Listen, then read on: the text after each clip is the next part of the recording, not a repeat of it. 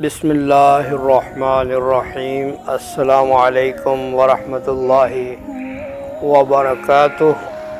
معزز ناظرین، ہر مسلمان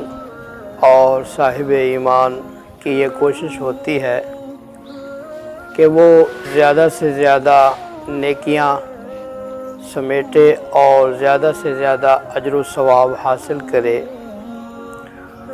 اور وہ ایسے موسم، ایسے ایام کو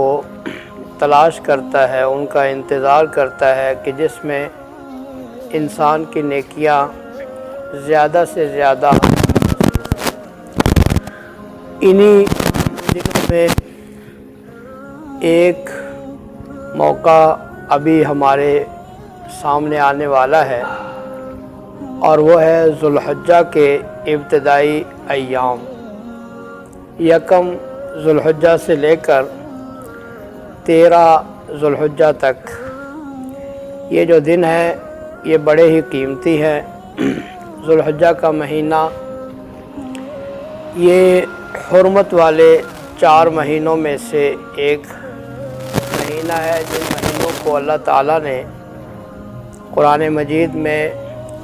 بڑی ہی اہمیت کے ساتھ اور فضیلت کے ساتھ بیان فرمایا۔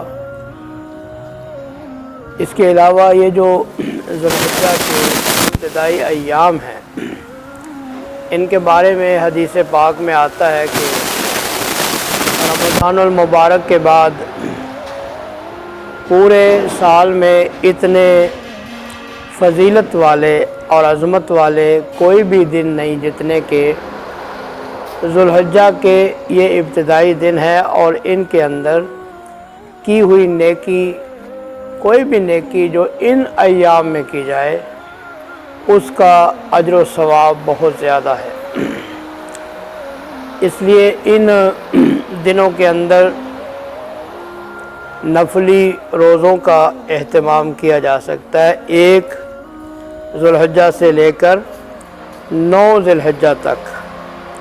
اور خاص طور پر 9 ذوالحجہ کا جو روزہ ہے، یوم عرفہ کا روزہ، اس کی فضیلت اور بھی زیادہ ہے کہ اللہ تعالیٰ اس روزے کی وجہ سے 2 سال کے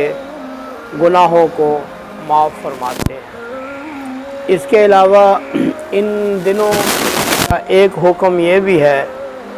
کہ وہ لوگ جو قربانی کا ارادہ رکھتے ہیں وہ اپنے جسم سے جو بال ہیں یا ناخن ہیں ان کو نہ کٹوائیں، اور وہ لوگ جو قربانی کا ارادہ نہیں رکھتے اگر وہ بھی اس پر عمل کریں تو ان کے لیے بھی اجر و ثواب ہے۔ اس کے بعد جو ہے 10 ذوالحجہ یہ عید کا دن ہے، نحر ہے، قربانی کا دن ہے، اور اس کے بعد جو 3 دن ہیں ایام تشریق 11، 12 اور 13 ذوالحجہ، یہ بھی عید کے دن ہیں اور قربانی کے دن ہیں، اور اللہ تعالیٰ کے ذکر اور اللہ تعالیٰ کی عبادت، اللہ کی تسبیح کے دن ہیں۔ تو یہ ایک بڑا اچھا موقع ہے ہمارے لیے کہ ہم ان دنوں کو قیمتی سمجھیں اور ان کو ضائع نہ کریں، بلکہ ان میں زیادہ سے زیادہ اللہ کی عبادت کریں، روزوں کا اہتمام کریں اور نفلی نماز کا اہتمام کریں، صدقات اور خیرات کا اہتمام کریں، ذکر و اذکار کثرت سے کریں۔ اللہ سبحانہ و تعالی ہم کو ان دنوں کی قدر کرنے کی توفیق عطا فرمائے۔ وما علینا الا البلاغ۔